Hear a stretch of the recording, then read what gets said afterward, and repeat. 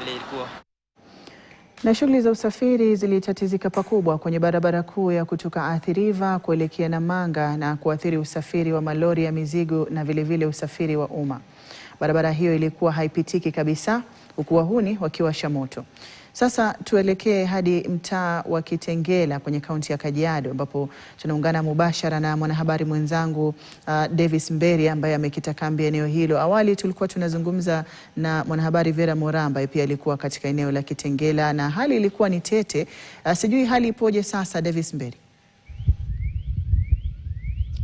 Naam, shukrani zaidi Hadia. Ndio ulivyosema, asubuhi ulikuwa mchezo wa paka na panya katika barabara hii ya Nairobi Namanga, na pakubwa waandamanaji vijana wakiandamana kutokana tu na kile wanachokitaja kama kupanda kwa gharama ya maisha ambayo imetokana na kupanda kwa bei ya mafuta humu nchini. Wengi wao wakichoma magurudumu katika barabara hii hasa ya kuelekea magari, lakini sasa hivi maafisa wa polisi wamedhibiti hasa waandamanaji hao na kufanikiwa hasa kuwasukuma maeneo hasa ya ndani kuondoka barabarani, na basi pia kuondoa yale magurudumu na yale mawe ambayo yalikuwa hasa yamewekwa barabarani kuziba yale magari ambayo yalikuwa yanawasafirisha wale wasafiri wachache ambao walikuwa wanaenda maeneo tofauti. Wachache hawa hasa wakitumia magari ama usafiri wa kibinafsi. Na sasa hivi wapo mpiga picha wangu atakupa tu taswira kamili ambayo inaendelea sasa hivi katika eneo hili la Kitengela, hasa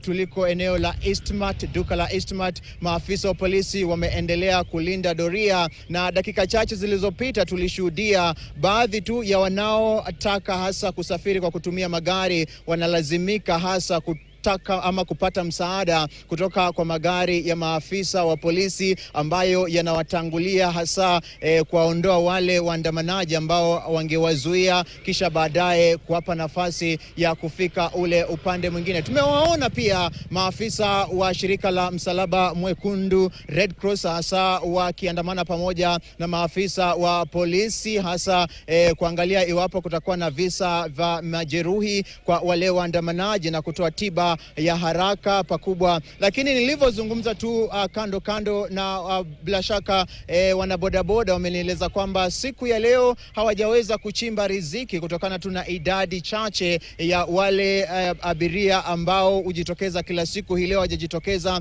kutokana na hali ambayo imekuwa hii leo tete katika eneo hili la Kitengela, na pakubwa ikumbuke kwamba hii inatokana tu maandamano haya yanakwenda sambamba na mgomo wa hasa pale uchukuzi wa umma ama pale usafiri wa umma kutokana tu na muungano wa hasa matatu unaoongozwa na Alfred Karakacha kutangaza kwamba wataandaa maandamano ambayo yatalemaza hasa sekta ya usafiri kote nchini kutokana na kupanda kwa bei ya mafuta, ambayo hasa pale mamlaka ya kudhibiti bei ya bidhaa za mafuta siku ya Ijumaa wiki jana walitoa bei mpya wakiongeza hasa senti juu ya kawaida kwa hadi bila shaka bei ya juu, na hii waathiri zaidi wale wasafiri, kiwaathiri wale hasa watu wa usafiri, na upande mwingine wale ambao wanatoa huduma hasa wakitumia hasa pale mafuta ya dizeli na petroli. Kumbuka kwamba pia wanabiashara nao wameathirika pakubwa, manake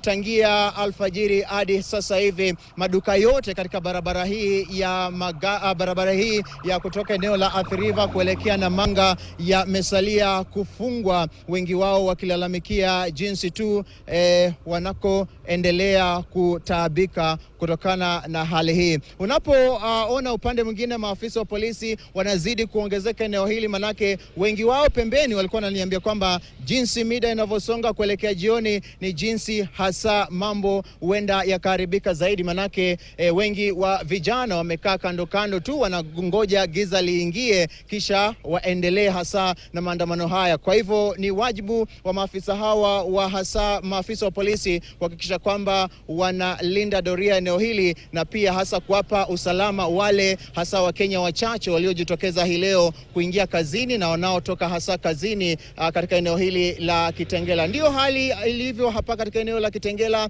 na tutazidi kukujuza wewe mtazamaji jinsi mambo yalivyo katika taarifa zetu zijazo.